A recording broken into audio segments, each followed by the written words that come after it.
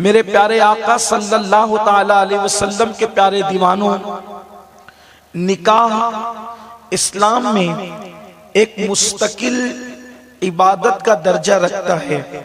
हमारे मजहब में निकाह की तरगीब दी गई है।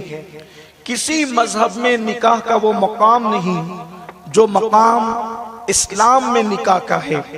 उसकी वजह यह है कि अल्लाह के हबीब सल्लल्लाहु अलैहि वसल्लम से लेकर फिर ऊपर हजरत आदम अलैहिस्सलाम तक कोई नबी ऐसा नहीं जिसने निकाह न किया हो, सिवाय एक नबी हजरत सैयदना ईसा अलैहिस्सलाम के। वो आसमान पर उठा लिए गए 35-36 साल की उम्र में, लेकिन अब वो वापस क़यामत से पहले जमीन पर आएंगे, मगर वो भी निकाह करेंगे और निकाह करने के बाद उनको औलाद भी होगी। इसका मतलब कोई नबी ऐसा नहीं जिसने निकाह न किया हो। बल्कि हैरत तो ये है, यहाँ इतना बड़ा मजमा, हजारों का मजमा मौजूद है। मैं अपने नौजवान भाइयों से कहना चाहता हूँ, आजकल मेरे नौजवान जो निकाह को जिनसी तस्कीन का जरिया समझते हैं, जो निकाह को सिर्फ ख्वाहिशात की तकमील का जरिया समझते हैं, जो निकाह को सिर्फ दिल बहलाने का जरिया समझते हैं, उनको मालूम होना चाहिए कि औरत की अहमियत क्या है, औरत की अजमत क्या है। औरत वो खिलौना नहीं जिसको खेलने के बाद दिल भर जाए तो साइड में उठा करके रख दिया जाए। औरत वो खिलौना नहीं, अल्लाह अकबर, के जिसको खेलने के बाद बच्चों की तरह तोड़ दिया जाए। औरत पैर की जूती नहीं जिसको जरूरत पूरी होने के बाद उतार करके किनारे पर रख दिया जाए। औरत की अहमियत को समझो। औरत वो चीज है कि जन्नत में हूरें भी नजर आ रही हो, जन्नत में नहरें भी नजर आ रही हो, जन्नत में बागात भी नजर आ रहे हो, जन्नत में फल भी मौजूद हो, जन्नत में गुलों का तबस्सुम भी मौजूद हो, जन्नत में दरियाओं की रवानी भी मौजूद हो, जन्नत में जन्नती महलात भी मौजूद हो। लेकिन पूछो हजरत सैयदना आदम से कि हर नेमत जन्नत में मौजूद थी, लेकिन अल्लाह से अर्ज की, मौला तेरी जन्नत में सब कुछ है लेकिन मेरे जैसा कोई नहीं है। मौला मेरा कोई हमसफर अता कर, कोई मेरा रफीक अता कर, कोई मेरा शफीक अता कर। अल्लाह अकबर, मुझे बताओ अगर जन्नत भी मिल जाए औरत के बगैर तो इंसान उसको अधूरा अधूरा महसूस करता है। हजरत आदम अलैहिस्सलाम ने जन्नत में औरत को मांग करके बताया, हूरें भी तुम्हारे दिलों को वो सुकून नहीं दे सकती जो एक बीवी तुम्हारे दिल को चैन और सुकून अता कर सकती है। जन्नत की नहरें भी तुम्हें वो सुकून नहीं दे सकती जो एक बीवी अपने शौहर को अता करती है। हजरत आदम अल्लाह के दस्ते कुदरत से बनने वाली हस्ती, हजरत आदम मसूद मलाइका, हजरत आदम जिसके सर पर अल्लाह ने लक़द करमना कह करके उनके सर पे ताज सजाया, उनको मसूद मलाइका बनाया, उनको अपना खलीफा बनाया, उनको अपने दस्ते कुदरत से बनाया, उनमें अपनी रूह फूंकी, उनको अपनी सूरत पर पैदा किया। अल्लाह अकबर, इस शान के मालिक आदम मांग किसको रहे हैं? बीवी मांग रहे हैं। पता चला बीवी कितनी बड़ी चीज है, बीवी कितनी अहम चीज है कि जन्नत में मांगी जा रही है। लेकिन मौला तेरी अजमतों का क्या कहना कि अल्लाह अज़्ज़ा व जल्ला की बारगाह में आदम बीवी मांग रहे हैं तो अल्लाह कुन कह करके पैदा कर देता, कोई हव्वा पैदा हो जाती। लेकिन अल्लाह ने सिर्फ कुन कह के पैदा नहीं किया। जैसे आदम को मिट्टी से बनाया था वैसे हव्वा को भी किसी नई मिट्टी से बना देता। अल्लाह तबारक व तआला ने जैसे और चीजों को बनाया था वैसे बना देता। लेकिन कुदरत का करिश्मा देखो, हजरत आदम पर ऊंग तारी कर दी और ऊंग तारी करने के बाद आदम की पिछली से, बाईं तरफ की पिछली से हजरत हव्वा को पैदा किया। पता क्या चल रहा है मुसलमानों, ये जो तसव्वुर है सिर्फ मजहब इस्लाम में मौजूद है कि औरत शौहर की पिछली पिसली से बनी है। अल्लाह अकबर। हाथ की उंगली से भी बन जाती, पैर के नाखून से भी बन जाती, सर के बालों से भी बन जाती, लेकिन बाई पिसली से क्यों? अरे दाई पिसली से भी बन जाती, बाई से क्यों? अगर उंगलियों से पैदा होती तो लोग औरत को उंगली पर नचाते। कुदरत कह रही है औरत उंगली पर नचाने की चीज नहीं। अगर पैरों के नाखून से पैदा होती लोग पैरों में कुचलते। कुदरत कह रही है औरत पैरों से कुचलने की चीज नहीं। सर के बालों से पैदा होती लोग सर पे बिठा लेते। कुदरत ये भी बता रही है औरत सर पे बिठाने की भी चीज नहीं है। जो सर पे बिठाते हैं वो भी सही नहीं करते, जो पैरों तले कुचलते हैं वो भी सही नहीं करते। मेरे अल्लाह ने बाई तरफ की पिछली से पैदा करके बताया, मैंने बीवी को दिल के करीब से पैदा किया, ये दिल में रखने की चीज है। नारे तकबीर, नारे रिसालत। सैयद अमीनुल कादरी साहब किबला शहंशाह खिताबत, नारे तकबीर, जिंदाबाद। औलादे गौसे आज़म, औलादे गौसे आज़म। ये दिल में रखने की चीज है। इसके साथ मुनाफिकत नहीं करना, इसके साथ दोहरा रवैया मत रखना। मुनाफिकत का मतलब क्या? जबान पे है कि तुझसे प्यार करता हूं और बाहर निकल के इसको उसको तकता फिरे, ये मुनाफिकत है। अरे नादान, जिससे तूने निकाह किया है उसी के बंधन में बंध के रहे, ये बीवी के साथ वफादारी है। और याद रखना मेरे आका सल्लल्लाहु अलैहि वसल्लम ने फरमाया, वो नौजवान जो बीवी को सिसकता छोड़कर अल्लाह अकबर कुत्तों की तरह इधर उधर मुंह मारते फिरते हैं या बिल्लियों की तरह छिछड़ों में नियत रखते हैं, ऐसे लोगों को इस्लाम पसंद नहीं करता। मुस्तफा जाने रहमत फरमाते हैं, अगर कोई पूरी पूरी रात इबादत करे, कोई बंदा साल भर के रोजे रखे, कोई बंदा हमेशा तिलावत करे और अपनी बीवी को गालियां दे देकर उसका दिल दुखाता है, तो अल्लाह क़यामत के दिन उसकी किसी नेकी को कबूल नहीं करेगा। उसके अमाल को उसके मुंह पे मार दिया जाएगा। बीवी पे जुल्म करने वालों, उसको रातों में सिसकता छोड़कर किसी और के बिस्तर पर अपना वक्त गुजारने वालों, किसी और का मुंह तकने वालों, ज़िना के अड्डों पे जाने वालों, सुनो अल्लाह अकबर, इस्लाम बीवी के ताल्लुक से क्या दर्स देता है। कुर्बान जाए मुस्तफा जाने रहमत की अजमतों पर। मेरे आका अलैहि सलाम ने जिसके साथ पहला निकाह किया वो उम्मुल मोमिनीन सैयदा तैयबा ताहिरा हजरत खदीजतुल कुबरा रदियल्लाहु ताला अन्हा। जानते हो ये खातून कौन सी खातून है? सैयदा खदीजा किस औरत का नाम है? कुर्बान जाए मेरे आका की जब उम्र शरीफ सिर्फ 25 साल की थी, खदीजा की उम्र 40 साल की थी, 2 मर्तबा बेवा हो चुकी थी, मगर अल्लाह अकबर जब हजरत खदीजा का जिक्र आता हुजूर के लबों पे मुस्कुराहट आ जाती। खदीजा के विसाल के बाद भी मेरे आका खदीजा को याद करते रहते। एक मर्तबा मेरे आका की सबसे चहीती बीवी उम्मुल मोमिनीन सैयदा तैयबा ताहिरा आयशा सिद्दीका रदियल्लाहु ताला अन्हा ने अर्ज किया, या रसूल अल्लाह, एक सुर्ख गालों वाली बूढ़ी का जिक्र आप बार बार करते रहते हैं, जबकि उससे अच्छी बीवी अल्लाह ने, उससे अच्छी बीवियां अल्लाह ने आपको अता कर दी।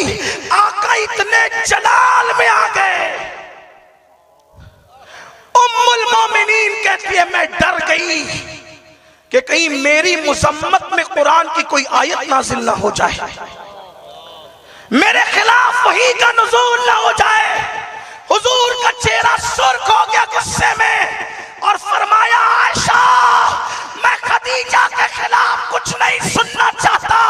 वल्लाह खदीजा ऐसी बीवी थी, उस जैसी बीवी मुझे नहीं मिली है। मेरे सारे बच्चे अल्लाह ने खदीजा के जरिए से अता किए। विसाल के बाद बीवी से वफा इस तरह की है, विसाल के बाद बीवी से मोहब्बत इस तरह की है। और हम अगर बीवी बीमार पड़ जाए तो मैके भेज देते हैं, जा तेरे बाप के यहाँ इलाज करा के आ, तेरे बाप ने बीमार मुझे तेरे मेरे बंधन में तुझे बांध दिया। मैं पूछना चाहता हूं, अगर तुम इस तरह बीमार हो जाते तो क्या तुम्हारी बीवी तुम्हारे साथ ऐसा ही करती? मैं अपने जवानों से कहना चाहता हूं, सीरियल देखकर मियां बीवी जैसे ताल्लुकात न सीखना, फिल्में देखकर मियां जैसे बीवी जैसे ताल्लुकात न सीखना। अगर ताल्लुकात सीखना है तो मदीने के ताजदार को देख करके सीखो। अल्लाह अकबर। मेरे आका ने किस तरीके से इज़्दिवाजी जिंदगी गुजारी। और एक बात ये भी अपनी बहनों से कहना चाहता हूं, आजकल कुछ औरतें सीरियल और फिल्में देखकर वो भी बिगड़ रही है। शौहर अगर गरीब हो उसको तंग करती है, तुम तो मुझे हर शादी में कपड़े नहीं बनाते, देखो फुलानी की बीवी तो हर शादी में कपड़े नए पहन के आती है, तुम मर्द हो, वो तो जेवरात दिलाता है तुम नहीं दिलाते, वो तो ये करता है तुम नहीं करते। मैं अपनी बहनों से कहता हूं, सुन लो, अगर शौहर की ताकत नहीं और तुम अपने शौहर को तंग करोगी, मुतालबा करोगी, उसका दिल दुखाओगी, तो जानते ऐसी औरतों पे जन्नत की खुशबू भी हराम है। और वो बीवी जो अपने शौहर को तंग ना करे, अपने शौहर का दिल ना दुखाए, बल्कि उसे खुश रखे। अगर शौहर गरीब भी है तो उसके साथ निभाह कर ले। आका फरमाते ऐसी औरतों को जन्नत में मेरा पड़ोस अता किया जाएगा, रसूलुल्लाह का पड़ोस अता किया जाएगा। बल्कि माअज़ल्लाह हमारे हिंदुस्तान में ऐसी बात तो नहीं होगी, मुझे उम्मीद है, लेकिन हम दुनिया में सुन रहे हैं कि गुर्बत की वजह से शादीशुदा औरतें दूसरों से ताल्लुकात बना लेती है, अपनी आबरू का सौदा कर लेती है, अपनी आबरू को बेचने लग जाती है। मैं अर्ज करना चाहता हूँ, ऐ मेरे आका की कनीजों सुन लो, जब तुम्हारी गुर्बत तुम्हें अपनी चक्की में पीसने लगे तो तुमको सैयदा फातिमा का वो घर याद करना चाहिए। अल्लाह अकबर। जिसके घर में 3-3 महीने तक चूल्हा नहीं जलता था, लेकिन वो अपने बाबा को भी नहीं बताती थी कि या रसूल अल्लाह मेरे घर में चूल्हा नहीं जला। आज तो थोड़ी सी तकलीफ हुई, उठाया फोन, 2 से 4 लगा दिया बाप को, और बाप भी कहता है जाहिल, बेटी छोड़ उसका घर, आ जा मेरे घर और फिर मैं तुझे पाल लूंगा। शादी से पहले पाला था तो क्या शादी के बाद नहीं पाल सकता? लेकिन मैं अपनी माँ और बहनों से कहना चाहता हूँ, बाप तुम्हें सोने के पलंग पे सुला दे, तुम्हें वो सुकून नहीं मिलेगा जो तुम्हें अपने शौहर के पास सुकून मिल सकता है। बिल्कुल इसी तरह जैसे मछली को सुकून पानी के साथ मिलता है, वैसे बीवी को सुकून शौहर के साथ मिलता है। क्योंकि अल्लाह कुरान में फरमाता है, लितस्कुनु इलैहा, अल्लाह ने शौहर के लिए बीवी को सुकून बनाया और बीवी को शौहर के लिए सुकून बनाया। इसलिए एक दूसरे का ख्याल करो, एक दूसरे से मोहब्बत करो। तो अर्ज ये कर रहा था, अल्लाह ने बाई पिसली से, हजरत आदम की पिसली से हजरत हव्वा को पैदा किया।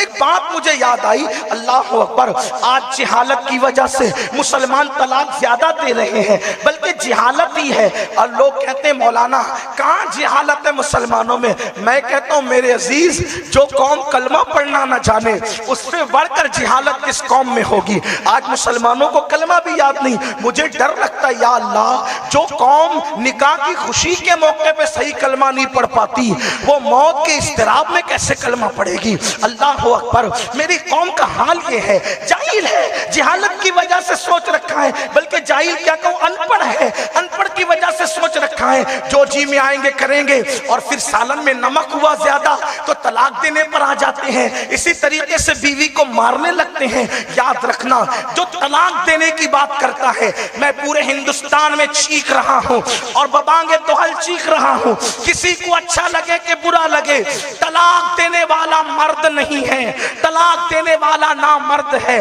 जो मर्द होता है वो कभी तलाक नहीं देता, हमेशा तलाक ना मर्द लोग दिया करते हैं। इसलिए कि जो मर्द होगा वो बीवी के गुस्से को पिएगा, वो बीवी के जुल्म पे सब्र करेगा। और आपको बताऊं, बीवी के जुल्म पे सब्र करने वाले कहां पहुंचे। मेरे पास वक्त ज्यादा है नहीं, मुझे जाना है, यहाँ से रुखसत होना है, लेकिन आपको मैं थोड़ी सी बात अर्ज करके जाना चाहता हूँ। आपने एक नाम सुना होगा, हजरत सैयदना शेख अबुल हसन खरकानी का।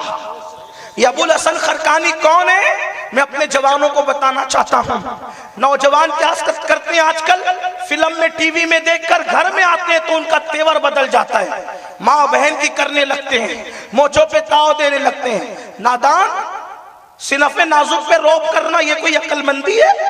नहीं। उम्मुल मोमिनीन सैयदा आयशा फरमाती है, हुजूर अलैहिस्सलाम ने किसी अपनी बीवी को कभी अपनी जात के लिए नहीं डांटा, कभी किसी पे गुस्से में नहीं आए, बल्कि हुजूर की प्यारी बीबियां बीमार हो जाती तो अम्मा आयशा कहती हम जब बीमार हो जाते तो हुजूर बार बार हमारी खैरियत पूछते, हमारी बार बार खैरियत पूछते, हमारे हिस्से का काम अपने हाथ से कर लिया करते, हुजूर हमारे हिस्से का काम अपने हाथ से करते थे, हुजूर अलैहिस्सलाम हमें मनाया करते थे, हुजूर हमारे साथ दौड़ लगाया करते थे, हुजूर हमारे साथ हंसते थे, हुजूर हमारे साथ मजाक फरमाते थे। आज तो घर में घुसे के मूड तब्दील हो जाता है, सबके साथ अच्छे रहेंगे और घर में गए तो मुंह बदल जाता है। मेरे आका अलैहिस्सलाम फरमाते हैं औरत की इज्जत, मेरे आका का फरमान है, मैं नहीं कह रहा हूं, बुरा मत मानना, और मान भी लिए तो मुझे कोई फर्क नहीं पड़ता, अगर हक कहने में किसी को बुरा लगता है तो मुझे कोई फर्क नहीं पड़ता। आका फरमाते औरत की इज्जत सिर्फ शरीफ लोग करते हैं, शरीफ, कमीने लोग औरत की इज्जत नहीं करते। जो औरत की इज्जत करना नहीं जानता उसको हमारे तुम्हारे नबी ने कमीना कहा। उससे बढ़कर कमीना कौन है जिसको रसूलुल्लाह कमीना कहते हैं? बीवी को छोड़ छोड़ करने की बात करने वालों, जो बीवी की इज्जत ना करे हुजूर कहते वो कमीना है। अल्लाह के रसूल फरमाते, मैं नहीं कह रहा हूं, फकी अबुल्लाह समरकंदी ने लिखा है कि हुजूर ने उसको कमीना कहा जो औरत की इज्जत नहीं करता, और उसको शरीफ कहा जो बीवी के साथ प्यार करता है। हाँ, शरीफ वो नहीं जो लंबी लंबी टोपियां लगाए, शरीफ वो नहीं जिनके हाथों में माला हो, शरीफ वो नहीं जो दिन को रोजे रखे रातों को इबादत करे और बीवी को गाली गलौज करे, वो शरीफ नहीं। हुजूर फरमाते शरीफ वो है जो अपनी बीवी की इज्जत करना जानता है, बीवी की कदर करना। इसीलिए आका फरमाते तुम में सबसे बेहतर वो है, तवज्जो करें क्या फरमाया, तुम में सबसे बेहतर वो है जो अपनी बीवी के साथ अच्छा सलूक करता है, और फरमाया मैं तुम सब में बेहतर हूं। इस पर मैं नहीं कहूंगा कि ज़ीशान बरकाती साहब की तरह की बोलो सुभान अल्लाह, ये नहीं कहूंगा आपको, लेकिन आपके इश्क पे छोड़ता हूं कि अपने नबी की बात पर तुम कहते हो कि नहीं कहते। मैं नहीं कहलवाऊंगा, ये तो आपके इश्क पे छोड़ा जाता है ना। आका फरमाते तुम में सबसे बेहतर वो है जो अपनी बीवी के साथ अच्छा सलूक करता है, और मैं तुम सब में बेहतर हूं क्योंकि मैं सबसे ज्यादा अपनी बीवी के साथ अच्छा सलूक करने वाला हूं। हुजूर ने बीवी के विसाल के बाद भी उनको नहीं भुलाया। जब मेरे आका बकरी ज़बा करते थे, बकरी, वो फरमाते थे पहले खदीजा की सहेलियों के घर बकरी का गोश्त जाएगा, बाद में मुझ मोहम्मद के घर पकेगा। खदीजा नहीं तो खदीजा की सहेलियों के साथ एहसान किया जा रहा है। तवज्जो तो फरमाए, ये मुसलमानों आपकी गलती है जो लोग इस्लाम को गाली दे रहे हैं। आज लोग हमें सिखाते हैं मुसलमान अच्छा सलूक नहीं करता, मुसलमान, हम कहते तुमने देख आजकल के लड़कों को देख के तुम क्या बातें करते हो, हमारी तारीख देखो, हमें टीवियों में बैठ के ना सिखाओ कि बीवी से प्यार कितना किया जाता है। मैं लोगों को आईना बताना चाहता हूं, अरे तुमने तो एक को भी नहीं निभाया, तुम तो एक को भी छोड़ के भाग गए हैं, फिर रहे हो पूरी दुनिया में भागते हुए, एक भी ना निभ सकी। गुजरात वालों को क्या बताऊं, तुमसे ज्यादा कौन जानता है? तुमसे तो एक भी ना निभ सकी। ये मेरे नबी का मोजज़ा है। 11 निकाह किया और हर बीवी कहती है उन जैसा इखलाक किसी के पास है ही नहीं। नारे तकबीर, नारे रिसालत, अज़मते मुस्तफा, अज़मते मुस्तफा, शहजादा गौसे आज़म सैयद अमीनुल कादरी साहब किबला, नारे तकबीर। मुझे तो हिंदुस्तान वालों की फिक्र पे तरस आता है। कि लोग उनको आगे बढ़ा रहे जो बीवियों के ना हुए, जो बीवियों के ना हुए वो कौम के क्या हो सकते हैं। लेकिन ये बात मैं रहमतुल्लिल आलमीन की कर रहा हूँ। अल्लाह अकबर। जब मेरे आका की सबसे कम उम्र बीवी से पूछा गया कि रसूलुल्लाह के अखलाक क्या है, तो उम्मुल मोमिनीन आयशा सिद्दीका कहती है काना खुल्कुहुल कुरान, उनकी जिंदगी तो पूरी के पूरी कुरान थी, उन जैसा कोई नहीं। इसी को तो मेरे इमाम कहते वो कमाले हुस्न हुजूर है कि गुमान नक्श जहां नहीं, यही भूल खार से दूर है, यही शम्मा है कि धुआं नहीं। लोग जीते जी छोड़ के भागते हैं। मेरे आका ने विसाल के बाद भी अपने घर गोश्त नहीं पकाया जब तक बीवी की सहेलियों को न भिजवाया, जब तक बीवी के रिश्तेदारों को न भिजवाया। एक मरतबा एक औरत आई, हुजूर ने उससे बहुत शफकत से बातें की, उसको तोहफा दिया। किसी ने पूछा या रसूल अल्लाह इस पर इतनी तवज्जो क्यों है? तवज्जो तो सब पर होती है, इस पर कुछ ज्यादा है। आका फरमाते हैं ये मेरी खदीजा की सहेली है, तो सहेली अल्लाह अल्लाह मैं खदीजा की सहेली से अच्छे से पेश आऊंगा, कब्र में खदीजा की रूह खुश हो जाएगी। बादे विसाल भी जिसको बीवी की खुशी इतनी प्यारी थी, अंदाजा फरमाए वो मेरे आका है। तो लोग हमें सिखा रहे हैं इन लड़कों की गलतियों की वजह से बीवी से ऐसे प्यार करो वैसे करो। मैं कहा हमसे ज्यादा कौन प्यार करेगा? मैं बताऊं, मैंने लोगों को बताया भी कि हमने जितना प्यार किया कौन कर सकता है। और आज भी जितना हम करते हैं, लोग कहते हैं मुसलमान तलाक ज्यादा देते, तलाक ज्यादा देते। मैं कहता हूं पागल हो गए तुम लोग। वो अनपढ़ जाहिल लोग देते हैं, पढ़े लिखे नहीं देते। देखो ये मौलाना लोग से पूछो इनमें से किसी ने दिया कि तलाक है? किसी मस्जिद के इमाम का तलाक होता है क्या? क्योंकि वो रसूलुल्लाह के नक्शे कदम पे चल के जिंदगी, जो रसूलुल्लाह के नक्शे कदम पे जिंदगी गुजारे वो तलाक नहीं देता। जो टीवी फिल्म देखकर जिंदगी गुजारे तलाक़ें वहां होती है। सीरियल देखकर जिंदगी ना गुजारो, अल्लाह के रसूल को देख के जिंदगी गुजारो। बल्कि मैं तो लोगों को ये कहता हूँ यार हमने तो सिखाया लोगों को कि बीवी से प्यार कैसे करना चाहिए, इसलिए कि प्यार वाले लोग तो हम हैं। फरहाद और शीरी किस कौम में पैदा हुए? हम में पैदा हुए। लैला मजनू किस कौम में पैदा हुए? हम में पैदा हुए। शाहजहां मुमताज किस कौम में पैदा हुए? हम में पैदा हुए। इब्राहिम और हाजरा किस कौम में है? हम उन्हीं की मिल्लत में है। बल्कि मैं तो लोगों को कहता हूँ हमसे ज्यादा प्यार कौन कर सकता है? जब हमारी बीबियां जिंदा रहती है तो उनके रुखसार के दिल पर हम समरकंद और बुखारा जैसे शहर बसाते हैं, और जब मर जाती है तो ताजमहल जैसी इमारत बनाते हैं।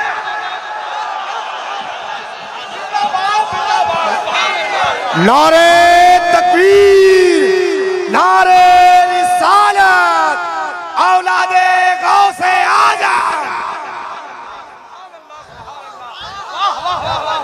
मैं अपनी कौम की बेटियों से भी कहता हूँ प्रोपेगेंडे पे तवज्जो मत देना, सीरियलों पे तवज्जो मत देना। मुसलमान जितना प्यार करता है बीवी से उतना कोई नहीं कर सकता। आपने देखा किसी ने अपनी बीवी के रुखसार के दिल पे शहर बसाया, जिसने बसाया वो मुसलमान था। और मरने के बाद किसी ने ताजमहल बनाया हो, मैं चैलेंज करता हूँ अखंड भारत की तारीख को एक इमारत बता दो जो ताजमहल जैसी बीवी की मोहब्बत में किसी ने बनाई है। अगर किसी ने बनाई है तो उसे शाहजहां कहते हैं। हमने बनाया है। मरने के बाद इतना प्यार करते तो जीते जी कितना करेंगे।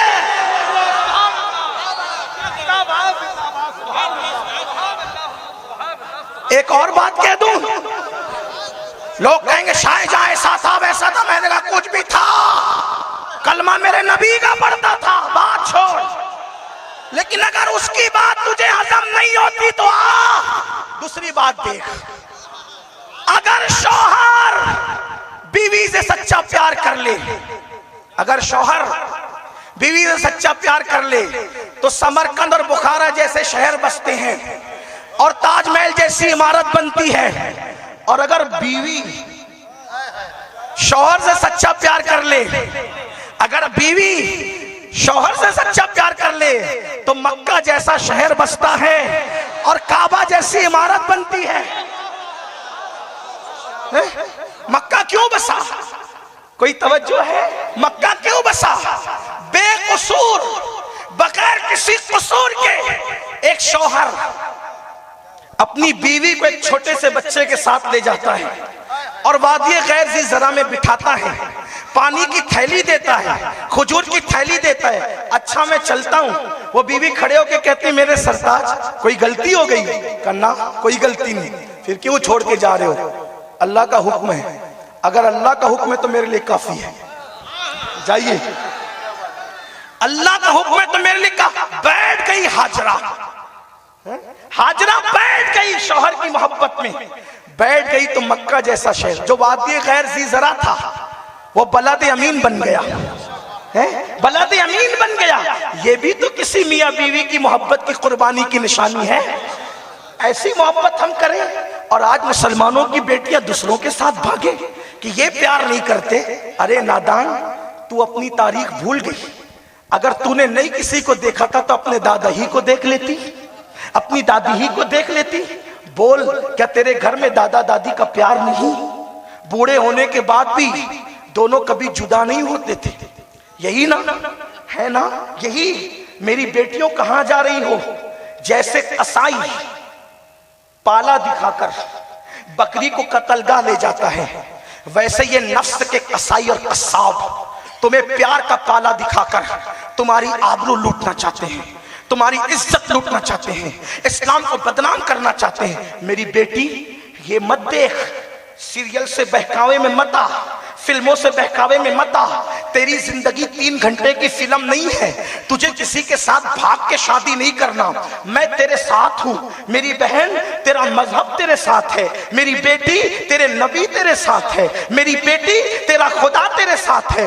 तू क्यों भाग रही है? क्या तुझे तकदीर पे यकीन नहीं? अरे नादान बेटी, अल्लाह ने तेरी किस्मत में जिसे लिख दिया है, अगर वो दुनिया के किसी भी कोने में रहेगा, या तो अल्लाह उस तक तुझे पहुंचाएगा या तुझे उस तक पहुंचाएगा। मेरे अल्लाह को पहुंचाना आता है, वो बड़ी हिकमत वाला है। मैं कभी सोचता हूं, या अल्लाह, क्या नबी भी सौतेले भाइयों के हाथों से पीटे जाते हैं? क्या नबी भी कुएं में फेंके जाते हैं? क्या नबी भी बाजार में बेचे जाते हैं? क्या नबी भी कैद में रखे जाते हैं? अल्लाह अकबर। तो दूसरी तरफ मेरी अकीदतें कहती है, हकीकतें कहती है कि नबी को मारा गया, सौतेले भाइयों को दुश्मन बनाया गया, कुएं में डलवाया गया, दराहिमा मादूदा पर बिछवाया गया, उसके बाद नीलाम करवाया गया, कैद में रखा गया, मिस्र का बादशाह बनाया गया। आखिर ये सारे प्रोसीजर से क्यों गुजारा गया? तो मेरी अकीदतें कहती है, नादान अमीनुल कादरी, तू नहीं समझा कि अल्लाह ने यूसुफ को जुलेखा से मिलाना था। जलीखा यमन से दूर रहती थी, यूसुफ मुल्क शाम में रहते थे। यमन से परे रहने वाली जलीखा शाम में रहने वाले यूसुफ से कैसे मिल सकती थी? मिस्र में मिलाना था। कुदरत ने उनको कुएं में डलवा करके बहाना बनवाया, कुएं में डलवाना नहीं था, जलीखा से यूसुफ को मिलाना था। उसके मिलाने के अंदाज देखो, उसके मिलाने के अंदाज। कुदरत ने तुम्हारी किस्मत में जो लिख दिया है वही तुम्हें मिलेगा। तुमने भाग के नहीं जाना। और मेरे नौजवानों से भी कहता हूं, मेरे लालो, मेरी कौम के सरमाया, मेरी कौम के मेमारों, कौम की इज्जत तुमसे है। तुम कौम का सरमाया हो, तुम कौम का मेमार हो, तुम कौम के लिए बहुत अजीम चीज हो। मेरी कौम के जवानों, भाग के शादी मत करो। तुम्हारी तकदीर में जो लिख दी गई है, भाग के करोगे तो वही मिलेगी, ना भागोगे तो भी वही मिलेगी। भागने में नुकसान क्या है? भागने में नुकसान ये है, अगर भाग के करोगे तो पूरी जिंदगी लोग तुम्हारी बीवी को ताना देंगे। शादी में जाएगी तो औरतें एक एक को ठुनकिया ठुनकिया के कहेगी, देख वो भगोड़ी आई है। यही ना, इज्जत नहीं पा सकेगी, कभी इज्जत नहीं पा सकेगी। जब सास बहू का झगड़ा होगा, ताना वही मिलेगा, तू तो भगोड़ी है। जब देवरानी जिठानी का झगड़ा होगा, ताना वही मिलेगा। ननन भावज का झगड़ा होगा, ताना वही मिलेगा। कभी इज्जत नहीं पा सकेगी। इसलिए अरेंज मैरिज करो, लव मैरिज मत करो। ये कोई लव और कोई चीज नहीं है। असल मोहब्बत तो ये है, उसको ताने से बचा लो, उसको जमाने के ताने से बचा लो, और फिर सारी जिंदगी 18-20 साल तक ये ताने सुनते रहोगे। जब बच्चे बड़े हो जाएंगे तो किसी शरीफ घराने का रिश्ता न तुम्हारे बेटे को आएगा न तुम्हारी बेटी को आएगा। बताए लोग क्या कहेंगे, अरे उसके माँ बाप ने तो भाग के शादी की थी, माँ बाप ऐसे थे तो बेटी कैसी होगी, माँ बाप ऐसे थे तो बाप का बेटा कैसा होगा। शरीफ रिश्ते नहीं आएंगे। थोड़ी सी गलती करके अपने बच्चों के मुस्तकबिल के साथ खिलवाड़ न करो।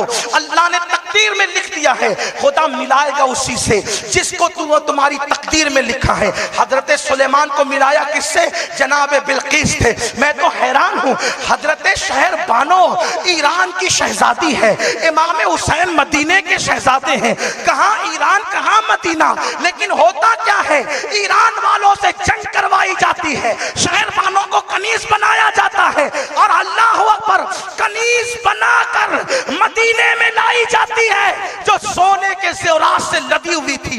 किसी ने कहा अमीरुल मोमिनीन ये लड़की बहुत खूबसूरत है, इससे आप निकाह कर लो। अमीरुल मोमिनीन फारूक आजम कहते हैं कौन, तो कहा कि नौशेरवान की पोती है, यज़्द कुर्द की बेटी है। फारूक आजम ने कहा मैं नहीं करूंगा, मैं बूढ़ा हो गया। जैसे बादशाह की शहजादी है वैसे शहजादे के साथ निकाह होगा, और वो शहजादा कोई और नहीं, वो मेरे नबी का शहजादा हुसैन है। नारे तकबीर। कैसे मिलाया शहर बानो को इमाम हुसैन से, कैसे मिलाया। कहा हजरत सफिया यहूदियों के घराने में पली, और जब हुजूर को मिलाना हुआ तो खैबर भेज दिया हुजूर को। बोलो मिलाया कि नहीं। ऐसे लफड़े नहीं करो, झोल मत करो, अल्लाह पर यकीन रखो, अपनी नस्लों को तबाह न करो, अपनी नस्लों को बदनाम न करो। तो बात दूर निकली, मुझे 12 बजे तक गुफ्तगू खत्म करनी है।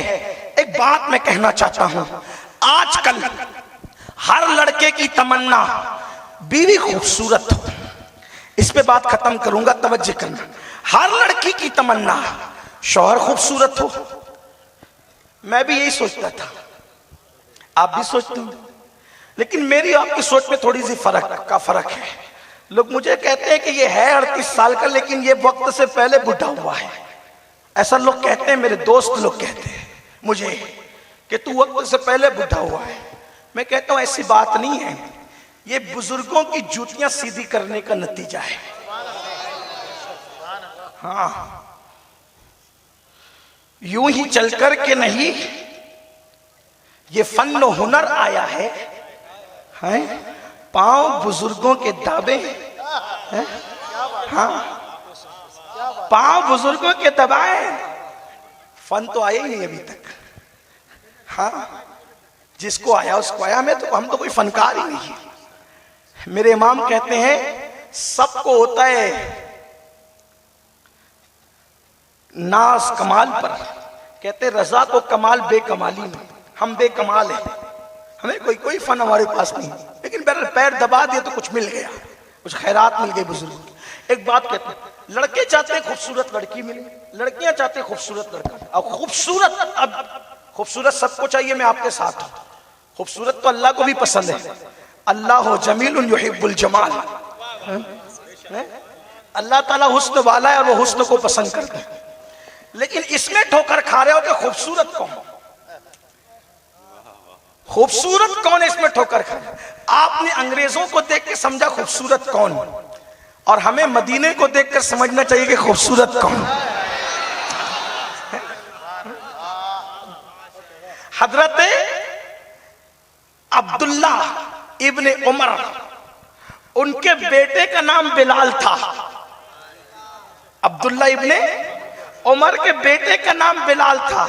तो किसी ने कहा अब्दुल्ला का बिलाल बहुत अच्छा है, तो अब्दुल्ला इब्ने उमर ने कहा तू झूठ बोलता है, मेरा बिलाल अच्छा नहीं है, मोहम्मद का बिलाल अच्छा। जिसकी रंगत सफेद नहीं थी, लेकिन उसका दिल इश्क रसूल से चमकता था, है ना। खूबसूरत कौन? जिसके दिल में नबी का इश्क है वो खूबसूरत है। जो अल्लाह से डरता है वो खूबसूरत है। जो शरीयत पे चलता है वो खूबसूरत है। ये अंग्रेजों की फिक्र है कि सफेद चमड़ी खूबसूरत है। ये अंग्रेजों का तासुब है, क्योंकि उनकी चमड़ी सफेद, इसलिए उन्होंने बांट दी बात कि सफेद चमड़ी खूबसूरत है। अगर सफेद चमड़ी खूबसूरत होती तो बिलाल को क्या नाम दोगे? एक बात आपको बताऊं, अगर आप लोग थक नहीं गए तो बोलूं, आपको बात बताऊं। हारून रशीद की 2 कनीजों में मुनाजरा हो गया। हारून रशीद की 2 कनीजों में, तवज्जो करना, मुनाजरा हो गया। एक कनीज थी बिल्कुल काली और एक कनीज थी बहुत गोरी, खूबसूरत आपकी इल्म के मुताबिक। जो गोरी थी उसने कहा, देख मैं कितनी हसीन हूं, तू तो काली कलूटी। उसने कहा, हाँ अभी तू ही बताएगी कि खूबसूरत कौन है। का अगर तेरा गोरा रंग, तवज्जो करना मेरी बहनों से खास तवज्जो, अगर तेरा गोरा रंग मेरे गाल पे थोड़ा सा आ जाए एक उंगल की तरह, तो लोग कहेंगे कि इसको बर्स हो गया, सफेद दाग हो गया, है ना। तेरा गोरा रंग अगर मेरे गाल पे आ जाए एक उंगल की तरह, तो लोग क्या कहेंगे? इसको बर्स हो गया, कोड़ हो गया, सफेद दाग हो गया, है ना। और अगर मेरा काला रंग तेरे गाल पे रख दिया जाए थोड़ा सा, तो लोग कहेंगे कि ये गाल पे तिल कितना अच्छा लगता है। अब बताना कौन खूबसूरत है? तेरा रंग मुझ में आया तो ऐबदार कर दिया, और मेरा रंग तुझ में गया तो तेरे हुस्न में इजाफा कर दिया। अरे जरा चेहरे पे तिल वालों को देखो कि वो कैसे खूबसूरत लगते हैं, और बड़े बड़े दिल वालों का दिल लूट लेते हैं ये तिल वाले। वो पता चला रंग का कोई मामला नहीं है। एक बात बताता हूं आपको, बाबा फरीद गंज शकर, उनकी एक कनीज थी बड़ी खूबसूरत, वही जिसे आप कहते हैं खूबसूरत खूबसूरत, सफेद चमड़ी। एक नया नया मुरीद था, नया, उसकी तरबियत चालू थी, जारी थी तरबियत। हजरत ने फरमाया, बेटे ये सामान जरा घर पहुंचा दो। तो उस दौर में औरतें सामान रिसीव करने नहीं आती थी, पर्दे का बड़ा एहतमाम था। घर की औरतें सामान भी लेने नहीं आती थी। ये आज हमने कर दिया, दूध लेने तुम जाओ, शक्कर लेने तुम जाओ, चाय की पत्ती लेने तुम जाओ, बाजार तुम जाओ, सब तुम करो। इनको घर में बैठना है, मर्द घर में बैठे, औरतें बाजार जा रही हैं। क्या अलमिया हो गया। ये काम तो मर्दों का था बाजार लाने का, नहीं मर्द कर सकते थे किसी नौकर को रखते, किसी कनीज को रखते। कनीज का दौर खत्म हो गया, भाई कोई नौकरानी रख लेते, है ना। लेकिन अजीब हाल है लोगों का। तो बाबा फरीद की कनीज है बड़ी खूबसूरत, सामान रिसीव करने के लिए वो कनीज आई। नया नया मुरीद था, देखा, दिल आ गया। दिल क्या आ गया? खानका में जाने की बजाय वो तो घर चला गया वापस। अब उसी की मोहब्बत के तराने गा रहे हैं। बाबा फरीद ने पूछा कि भाई वो जो नया नया मेरा मुरीद था वो खानका में दिखता नहीं। का बाबा वो तो आपकी कनीज के चक्कर में आ गया, वो बस उसी की बातें करता है, आपको भूल गया वो। का बेटे बुलाओ उसको। देखो अल्लाह वाले कितने अच्छे लोग थे ना, वो किसी से नफरत नहीं करते थे, मोहब्बत की बातें करते। हाँ, आजकल हम किसी के बारे में कुछ सुनते हैं ना तो हंगामे करते हैं। याद रखो, ईमान वालों के बारे में हंगामे न किया करो। ऐब देखो तो पर्दे डालो। मेरे आका फरमाते सल्लल्लाहु अलैहि वसल्लम, जब तक तुम लोगों के ऐबों पे पर्दे डालोगे अल्लाह तुम्हारे ऐबों पे पर्दे डालेगा। तुम लोगों के ऐबों को पर्दा उठाओगे, अल्लाह तुम्हारे ऐबों से पर्दा उठा के तुम्हें जलील कर देगा। इसलिए लोगों के ऐबे ना खोला करो। बाबा फरीद ने कहा बुलाओ उसको। वो आया। बेटे क्या हुआ? हुजूर आपकी कनीज पे मेरा दिल आ गया। अल्लाह अकबर, आपकी कनीज पे बेटे घर जाने की क्या बात है, मुझे बता देते ना पहले। कौन सी कनीज? हुजूर वो बहुत खूबसूरत है। कहा बुला उसको। कनीज को बोला यही है? जी बाबा जी यही है। अब अगर मैं अल्लामा अरशदुल कादरी के लबो लहजे में उस कनीज का हुस्न बयान करूं तो मैं यूं कह सकता हूं कि उसके बाल क्या थे? सुंबुल का पौधा। उसकी आंखें क्या थी? नरगिस के फूल। उसके रुखसार ऐसे थे जैसे किसी झील में अभी कोई लाला का फूल मुस्कुराया हो। अगर हिंदुस्तानी कोई शायर उसका चेहरा बयान करता तो ऐसे कहता कि उसका चेहरा नहीं था, वो बनारस की सुबह थी। और अगर उसके बालों को बयान करता तो कहता कि उसके बाल नहीं, वो मथुरा की शाम थी। ऐसी खूबसूरत कि उसके होंठ गुलाब के पंखड़ियों की तरह, उसके दांत मोतियों की तरह। वो जब चले तो ऐसा लगे कि जैसे मोर आगे बढ़ रहा है। अगर वो खिलखिलाकर हंसे तो ऐसा लगता है कि जैसे कोई कली खिल रही है। ऐसी हुस्न की मलका, ऐसे हुस्न जमाल की मलका, यूं लगता था जैसे जन्नत की किसी हूर ने अभी जमीन पर बराजमान अपने आप को किया हो। ऐसी हसीन और खूबसूरत। तो देखा खानका में, लोग कहने लगा हुजूर यही यही यही इसी से मुझे प्यार हो गया। फरमाया बेटा शादी करेगा? नाजायज मोहब्बत में क्यों मुब्तला, शादी कर ले। मैं कर दूंगा तेरी शादी, ऐसे ही कर दूंगा, लेकिन एक शर्त है बेटा, 1 हफ्ते के बाद शादी होगी। तवज्जो करना, अगर आप थक नहीं गए तो आप तवज्जो करना। हाँ, 1 हफ्ते के बाद मैं तेरी शादी करूंगा इसके साथ। जी बाबा जी। बाबा फरीद ने कहा जा तू तैयारी कर। वो तैयारी में लग गया। इधर बाबा जी ने फरमाया इसको खाना कम खिलाओ और इसको जुलाब की दवा खिलाओ। खाना कम दो और जुलाब, समझते हैं ना, मोशन की दवा, लूज मोशन की दवा, उसको वो खिलाओ। और जब ये पाखाना करे तो इसको बैतुल खला जाने मत दो। 2 औरतें इस पे मुतय्यन करो, एक हांडी में इससे पाखाना करवाओ। 1 हफ्ते तक मुसलसल वो पाखाना हांडी में करती रही। कम खिलाया जाता था, जुलाब खिलाया जाता था।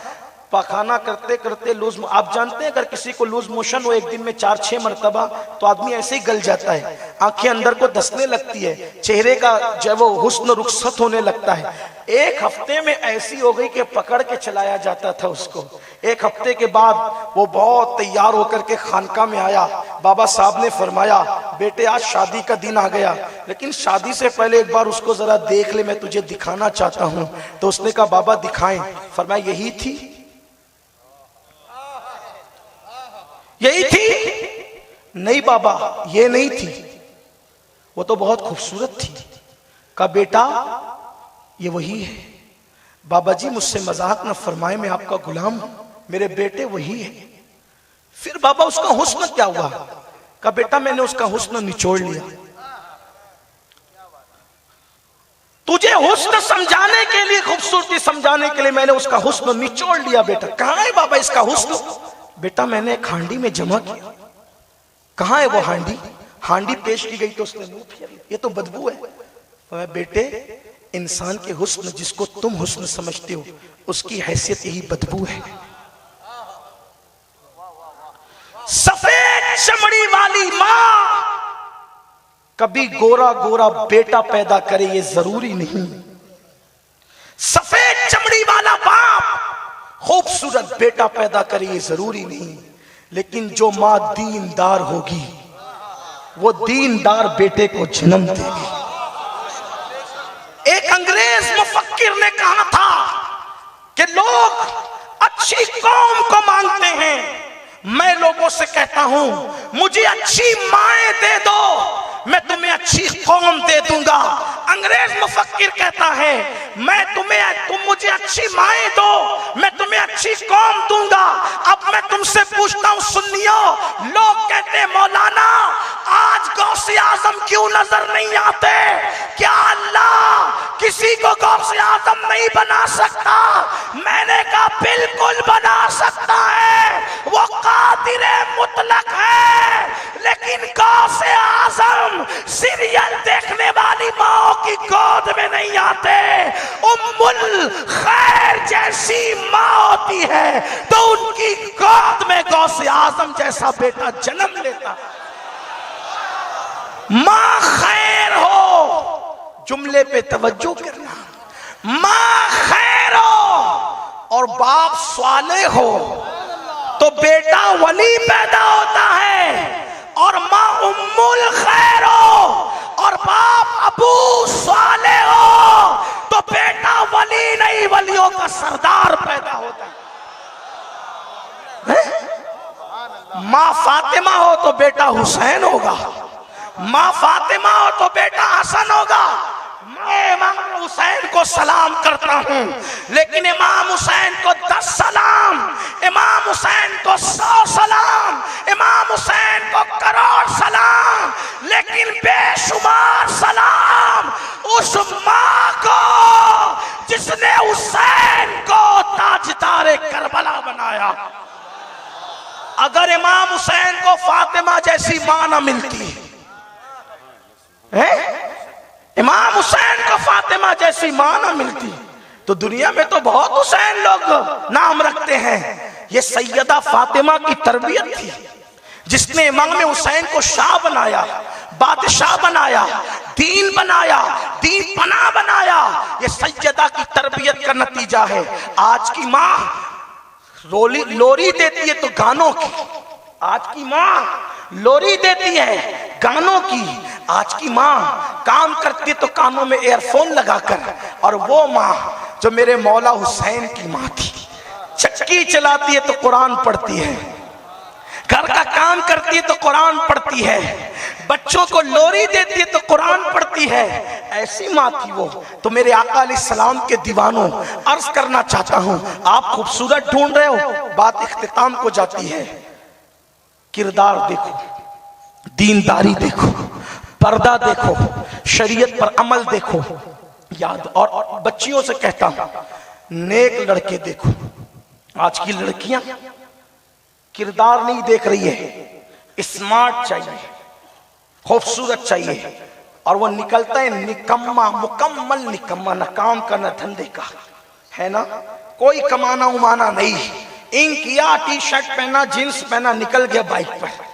आजकल के छोकरे ऐसे दिखामे हैं, ज्यादातर इल्ला माशाल्लाह। कुछ मेहनती होंगे आप जैसे, मेहनती इसीलिए तो यहाँ करके बैठे हैं, वरना उनका सारा वक्त तो मोबाइल में जाता है, यूट्यूब पे जाता है। फजूल काम, जुआ खेलेंगे, शराब पिएंगे, सट्टा खेलेंगे, हराम काम करेंगे।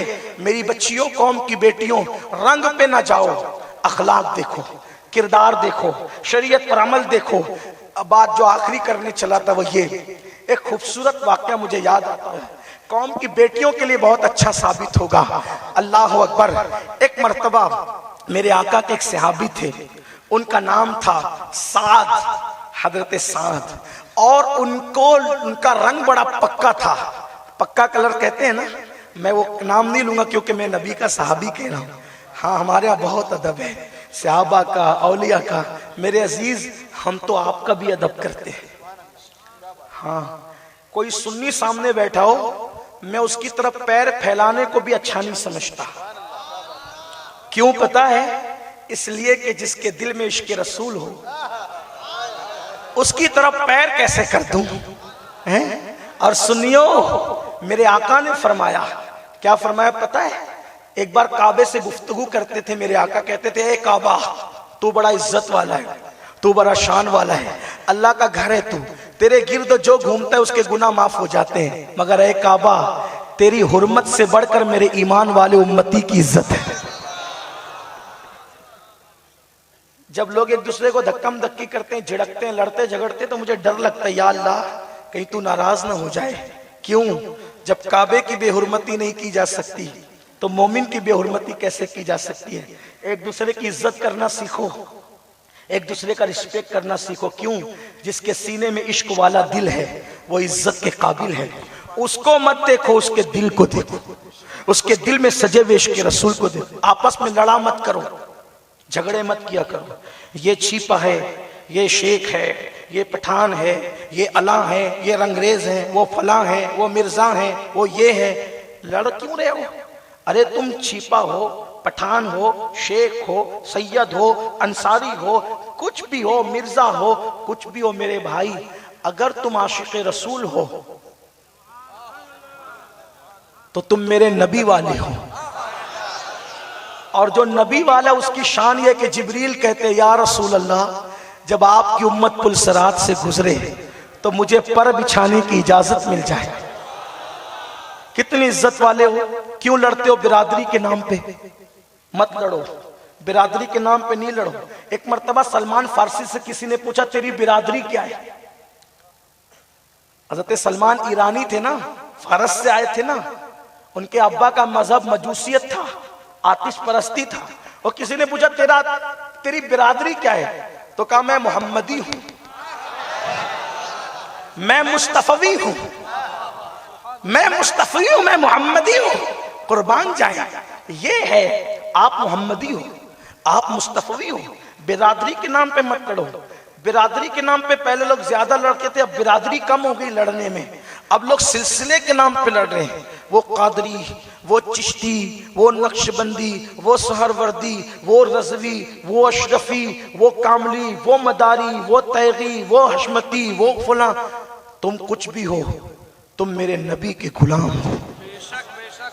ना बिरादरी के नाम पे लड़ो, ना सिलसिले के नाम पे लड़ो, बुजुर्गों के नक्शे कदम पे चलो। हम सूफियों के, वलियों के मानने वाले हैं। हम कैची वाले लोग नहीं, हम सुई धागे वाले लोग हैं। कैची एक को दो करती, सुई धागा दो को एक करता है। दो करने मत आया करो, एक करने आया करो।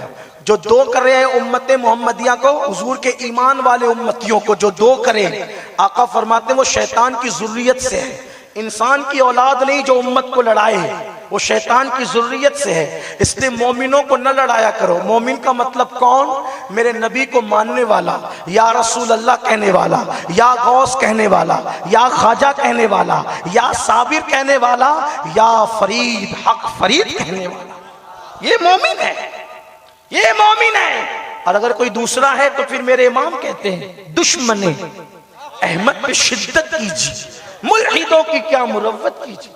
नबी से जो हो बेगाना, मेरे इमाम का पोता कहता है, नबी से जो हो बेगाना उसे दिल से जुदा कर दे। पितर मातर बिरादर जानो माल उन पर फिदा कर दे, है ना। तो एक करने की बात करो, दो मत करो। अर्ज कर रहा था, हुजूर के सहाबी, नाम था साद, कलर पक्का था, इसलिए लोग क्या कहते थे? अस्वद। जिस्म थोड़ा भरा हुआ था, बहुत ताकतवर, क्योंकि हबशी लोग एकदम फिट रहते, बड़े मेहनती रहते हैं, फिट और बहुत मेहनती, मोटे मोटे होंठ, बड़े बड़े दांत, चौड़ी पेशानी, घुंघरियाले बाल, छोटी छोटी आंखें, एकदम फिट, मेहनत बहुत करते थे हबशी लोग। तो चूंकि जिस्म थोड़ा भारी भरकम था तो हुजूर उनसे मजाक किया करते थे। मजाक, अच्छा मेरे मजाक भी मेरे आका की सुन्नत है। हाँ, मजाक उड़ाना हराम है, तवज्जो करना। मजाक उड़ाना हराम है, मजाक करना सुन्नत है। आप कहेंगे उड़ाने में और करने में क्या फर्क है? देखो, मजाक ऐसी कि जिससे की जाए वो भी खुश हो जाए, आप भी खुश हो जाए, हंस लें, यह मजाक करना। और किसी की बेइज्जती करने के लिए लोगों को हंसाना, उसकी इज्जत से खेलना, यह मजाक उड़ाना। मजाक मत उड़ाओ, मजाक करो।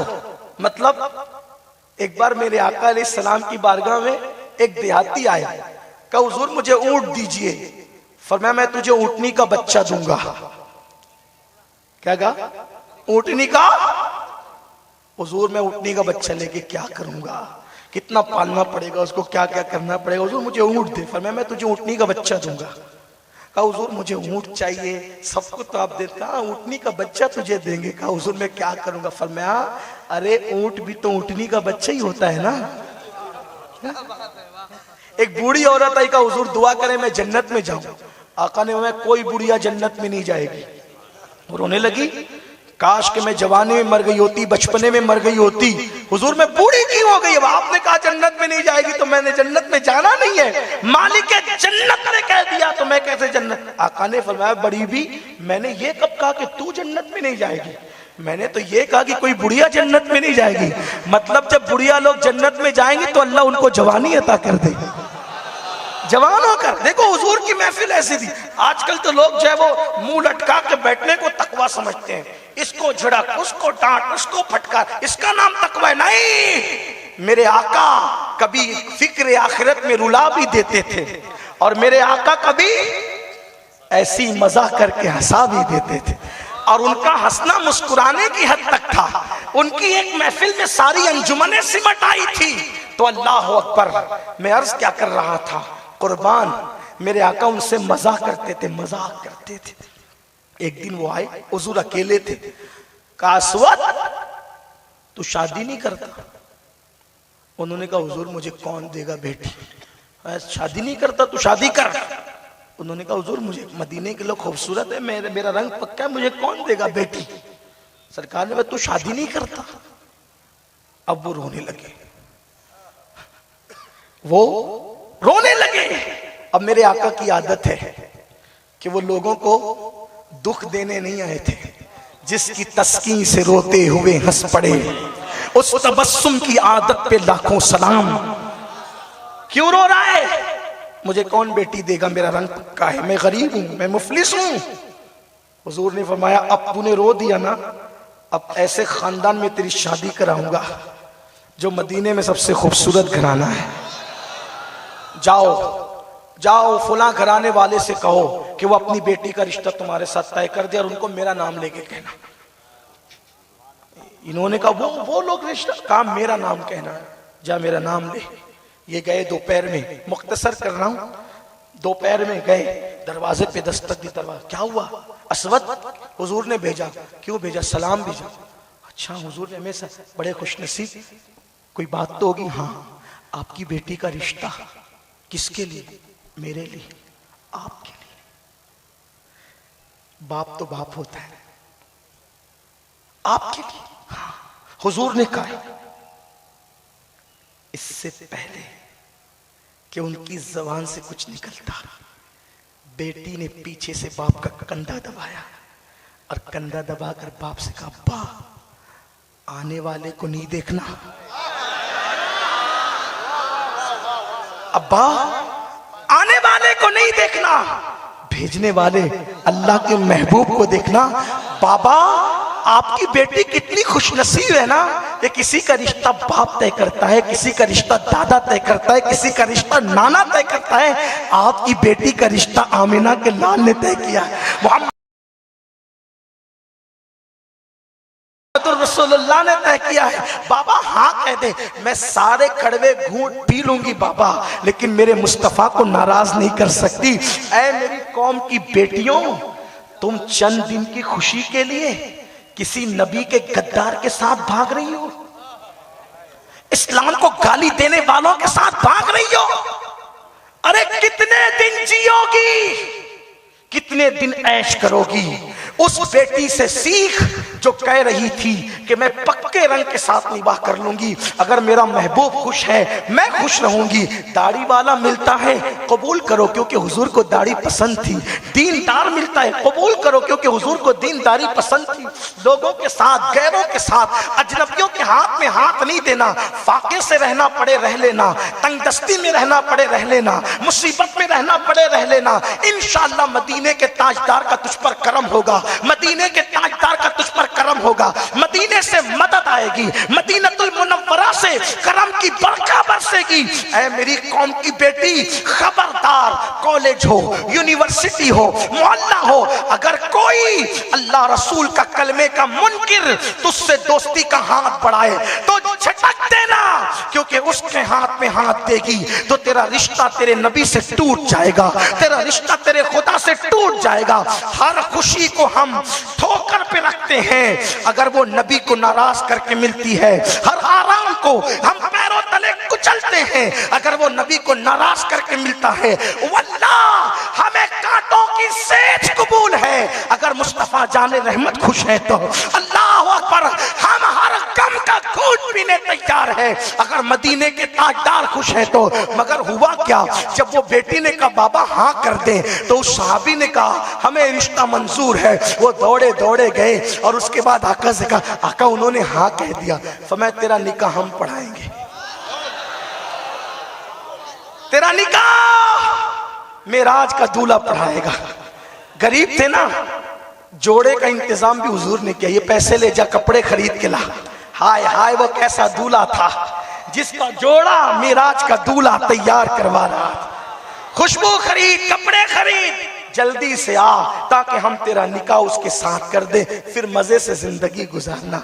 मगर वारे मेरे नबी के सहाबा, तन मन धन तेरे कदम पर वारे, क्या नसीबे थे तेरे यारों के। कपड़े खरीदने दुकान पर गए, बाजार में गए, मैं अपने अल्फाज के जामे में पेश कर रहा हूँ, मफहूम वही है लेकिन मेरे अल्फाज के जामे में पेश कर रहा हूँ, वरना देहात वालों को मैं कब समझा सकूंगा ये बातें। अल्लाह अकबर। वो गए, कपड़े ले रहे थे, पैसे दे रहे थे। ऐसे में बिलाल ने कहा, बाजार वालों बाजार बंद करो, इस्लाम पे वक्त आया है। दुश्मन इस्लाम ओहद के मैदान में आकर के धमका है, चलो जान का नजराना लेकर अल्लाह के महबूब बुलाते हैं। असवद ने कहा, ओ मेरे भाई एक एहसान करेगा, जिंदगी भर नहीं भूलूंगा, ये तेरे कपड़े वापस ले ले, मेरे पैसे वापस दे दे। क्यों? बस दे दे। क्यों? क्यों? अब शादी का दूल्हा नहीं बनना, अब तो शहादत का दूल्हा बनना है। अब कपड़े नहीं खरीदना, अब तो जंग के हथियार खरीदना है। चुपके से जंग के हथियार खरीदे और हुजूर को बताया भी नहीं, हुजूर को इत्तला भी नहीं दी। वाह वाह, ये थे उस शाकाने रसूल, ये थे मेरे नबी से मोहब्बत करने वाले। आज मैं अपने जवानों को देखता हूँ, मेरा दिल रोता है। हमारे नबी ने हमसे कितना प्यार किया, हमारे आका ने हमसे कितनी मोहब्बत की। पूरी पूरी रात हमें हमारे गुनाहों को याद कर कर के रोते रहे। उन्होंने अपने लिए कुछ नहीं मांगा, हमारे लिए मगफिरत मांगते रहे। लेकिन आज मुसलमान फजर की नमाज से कोसों दूर, जोहर की नमाज से कोसों दूर, दाढ़ियां मुड़ा मुड़ा कर गटरों में फेंक रहे हैं, अपने आप को आशिक़े रसूल कहते हैं। अल्लाह अकबर। शादी के मौके पर कोई डीजे बजा रहा है, शादी के मौके पर कोई औरतों को नचा रहा है, शादी के मौके पर कोई डांडिया खिला रहा है, शादी के मौके पर हराम काम कर रहा है। सोचो तो सही सुन्नियों, तुम मुर्दा नबी के मानने वाले नहीं हो, तुम जिंदा नबी के मानने वाले हो। हर नबी जिंदा, हमारा नबी जिंदा। मेरे इमाम कहते तू जिंदा है वल्लाह, तू जिंदा है वल्लाह। मेरे चश्मे आलम से छुप जाने वाले नबी के सदके अल्लाह ने तेरे घर शादी की खुशियां अता की, और तू डीजे बजवा कर नबी का दिल दुखा रहा है, तू औरतों को नचवा कर नबी के दिल को नश्तर लगा रहा है।